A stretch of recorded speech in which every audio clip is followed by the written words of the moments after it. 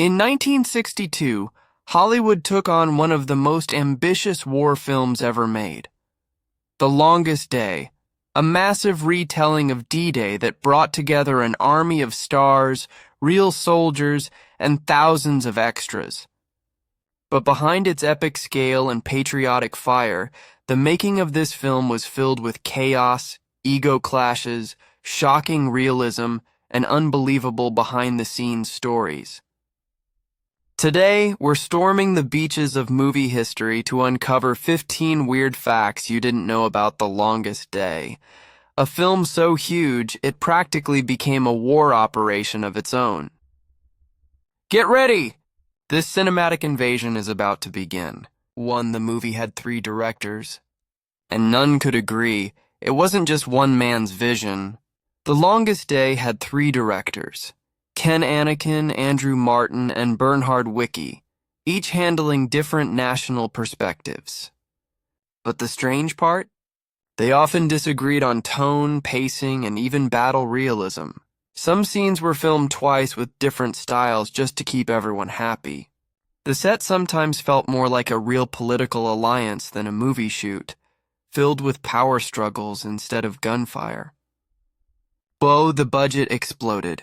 Like a grenade originally planned as a modest war drama, the film's cost ballooned to over $10 million, a fortune for the early 60s. Every extra, vehicle and explosion added thousands. The studio panicked, but producer Darryl F. Zanuck insisted on absolute realism, saying, "If we're telling the biggest story of the war, it has to look like it."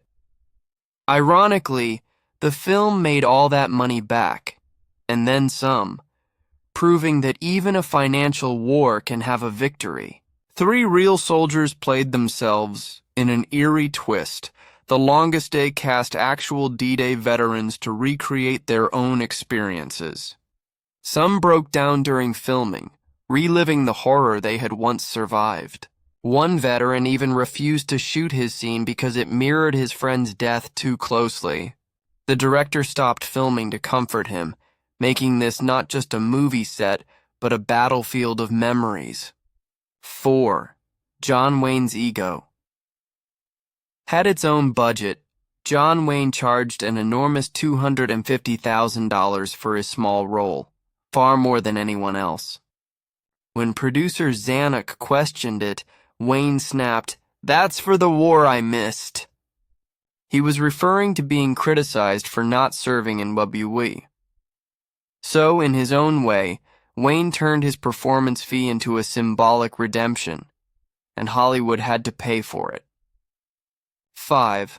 The paratrooper scene. Used real paratroopers to achieve authenticity, the filmmakers hired real paratroopers to perform the Normandy jumps. They weren't Hollywood stuntmen, but trained military personnel from several countries. Some were even veterans of WW.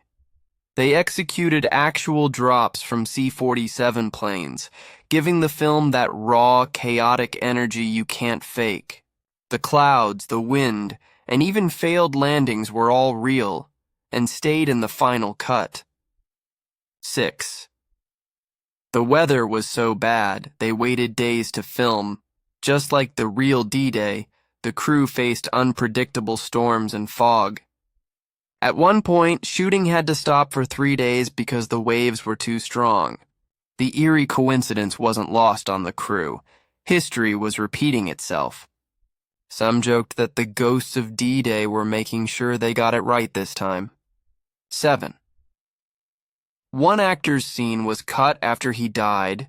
British actor Leslie A. Spencer, who played a soldier, tragically died in a car accident before the movie was released. Out of respect, some of his lines were removed, but his face remains in the background of a key battle scene.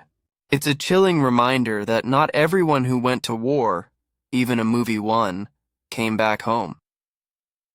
8. The explosions were too real for comfort. The pyrotechnics team used live military-grade explosives to make the battle scenes look authentic. The blasts were so powerful that several extras were knocked over for real, and some were mildly injured.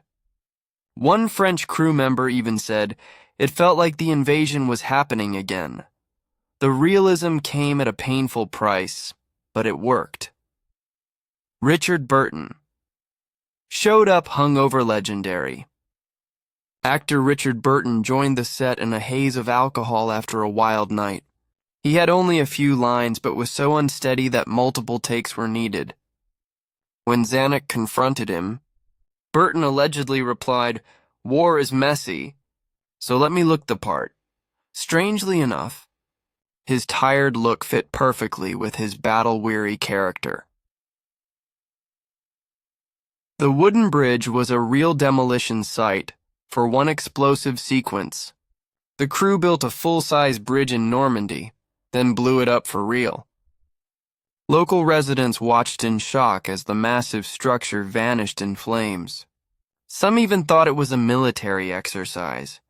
The destruction was so convincing that military officials had to issue a public statement confirming it was just a movie.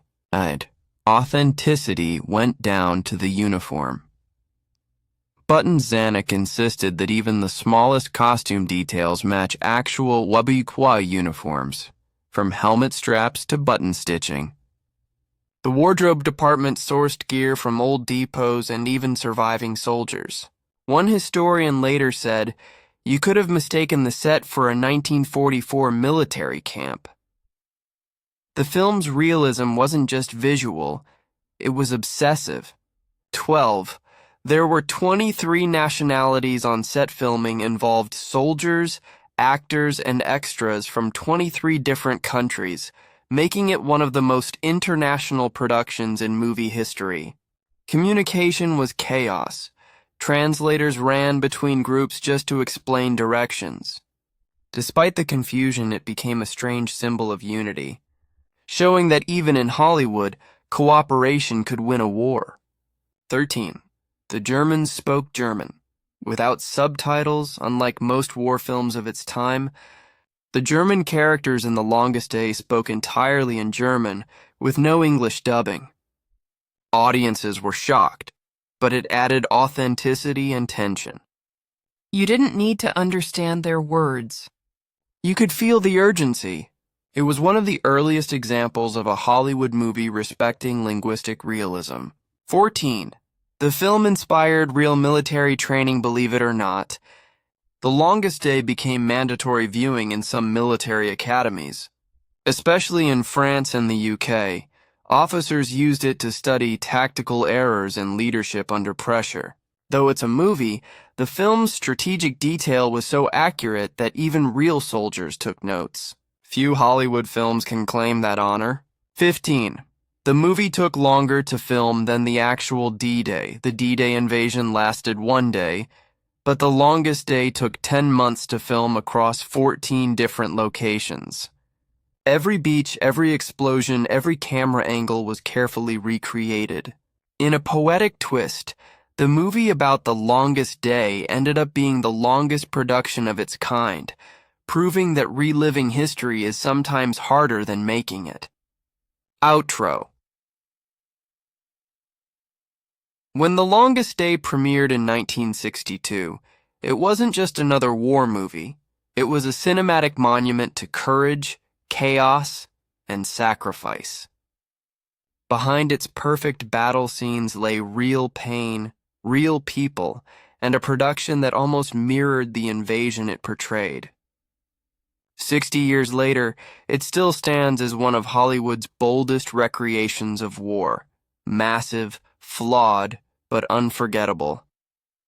And that's what makes The Longest Day not just a movie, but an experience that still echoes through film history.